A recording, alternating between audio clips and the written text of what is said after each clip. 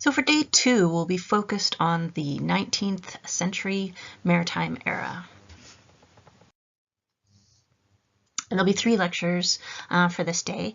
We're going to really focus in on the ships themselves within this era, the sailors who are on board, the maritime industries that were local around here, and then we'll move on to this historic situation of the transition from sailing into steam power as this technology becomes prevalent. So first up, we're going to talk about life aboard sailing ships. And there'll be 3 sections. So there's first off, sailor's life, so what it's like being on board a ship, and then seafaring women, the women who went to sea for long periods of time with their families, and finally a little bit on life in port. We'll focus in on Portsmouth. So in the days of old, being a sailor on board a ship, if you weren't an officer or the captain, wasn't exactly pleasant, and people had some strong opinions about it. Samuel Johnson is quoted as saying, being in a ship is like being in jail with the chance of being drowned. It can be dangerous, it could be harsh, discipline could be absolutely brutal, and there was a very strict work routine to make sure that the sailing continued 24 hours around the clock, to be sure that the work got done and kept as much as possible, everyone's safe, but the cargo usually had a higher priority than the sailors themselves. However, in this situation, oftentimes it could be life or death. It built up a very strong camaraderie among the sailors on the ship. So just to get into like some of the details, what it was like to do that work. So in order to keep the ship going 24 hours a day, you couldn't always be working. So they separated the crew into what's called watches, so different groups doing the work at different times. Most often in the United States, the crew was broken into 2 watches, so 2 separate groups. And in Europe, it was usually 3. So if there was 2, it was called, one was called the larboard or the port watch, and the other one is the starboard watch. So these are the left and the right side of boat of any boat. And so if you were in the larboard watch, usually this also meant that your bunk was in on the left-hand side of the ship. So the first mate would have been charged with the larboard watch, and the second mate would have been in charge of the starboard watch, and then the captain's in charge of everybody. So each watch, your time span of work lasted 4 hours. But think about it, if you're in 2 watches and you're doing this all day, all the time, you have 3 times in the day when you have to be on watch, whether it's at light or dark. So those watches, they begin at midnight, and they go to 4, and then they're 4 to 8 a.m. There's 8 to noon, noon to 4, 4 to 8, and then back around to midnight. Even though the watches continue all day, it's really only one block of time that you end up doing the maintenance. It's actually on the ship. So on some ships you have a 3-watch system, which means you really only are working 8 hours a day. So you get a longer period of time that you might be able to sleep in one stretch. My personal favorite is to have the 4 to 8 watch. So this is sunset and sunrise, usually within that period. So before clocks, in order to know when that timing happened, the ship's time was kept with a half-hour sand glass. So the captain would have been the only one who had an actual timepiece. So every half hour was a bell rung, and it was each half hour that it marked.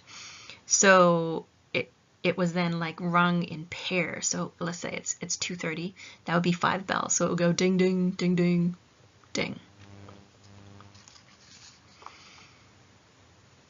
Another thing that was common was that, especially on American ships, was something called a dog watch.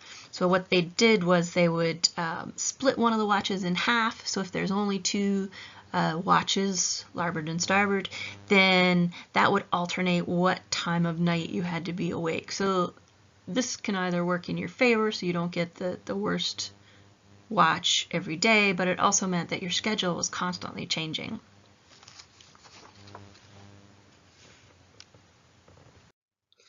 So then the actual work that has to be done, the making of the sail so that the ship can actually move. So here you have on the right, sailors going aloft. So in order to unfurl the sails, they run up what's called ratlins. So on the side you have these shrouds, they're holding up the mast, and in between them is woven small pieces of rope that are like a ladder. So once they get up there, they go out on what's called a yard. This piece of wood or steel in the later ships is what supports each of the sails being hung from it. And then underneath that, the sailors are standing on a small piece of line strong enough to hold your weight and all your friends, all your crew up there. It's called a foot rope. And that's all that's hanging between you and the ocean. So, you got to hang on. Modern day ships, of course, there are harnesses you would clip into a lifeline so that if you did make a mistake and fall, you'd still be connected to the ship.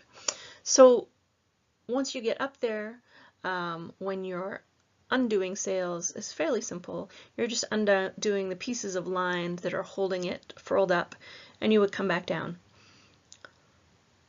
If, however, you're putting the sails away, you're furling them up again, it's far more difficult because the canvas is hanging there, and the weight of the fabric itself, you have to lift it back up, furl it all up, and then tie it. But in setting the sails, once you've untied these pieces, you come back down, and on the deck, as you see the sailor here, you begin the process of actually getting the yards set in the right place, hauling the halyards, lifting the sails, and in this coordinated action, you're making as the best shape that you possibly can to catch the wind to make the ship go as fast as possible. So the bottom corners here, that piece of line, pulling the bottom corners tight, these would be the sheets. At each end, you can see this line here of the yard can be turned in an angle to the ship. Those are called braces, and these are the ones that the sailors deal with the most. So part of making that happen, everybody has to work in this coordinated action. Sea shanties are sung in a very specific rhythm to keep everyone in time, to keep everyone together, and usually it's call and response. So the shanty singer sets the pace, and the sailors, as they're giving it their most effort, say something like "Hey ho!"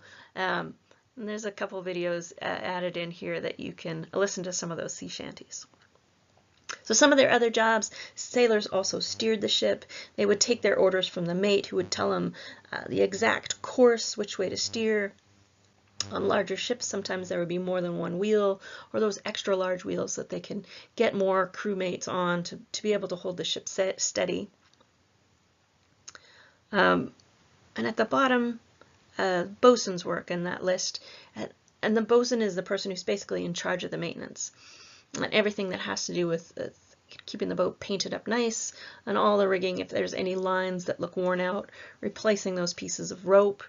And again, having worked on tall ships, this process, these jobs, this maintenance, and there's constantly something to do to keep the boat moving and in shape. And so I have some concept of the work that was done. I sailed on a few old ships now, one of them being the Cascalot out of England. I've worked with ships here on the East Coast, some of the schooners up in Maine, and ships on the West Coast. The HMS Rose is now out there as the tall ship surprise from the Master and Commander film. And although I have this knowledge of how that felt, that work that was done aboard, there's no way that I could actually know how those sailors managed in the past. They had horrible problems with health. If they didn't have enough food on the ship, if they ran out of citrus, the concept of, constant fear of scurvy, and corporal punishment that was inflicted to keep order and to keep discipline. None of this is part of working on modern day tall ships. Completely different from back then. However, it definitely gives you some clues to the amount of work that had to be done by sailors.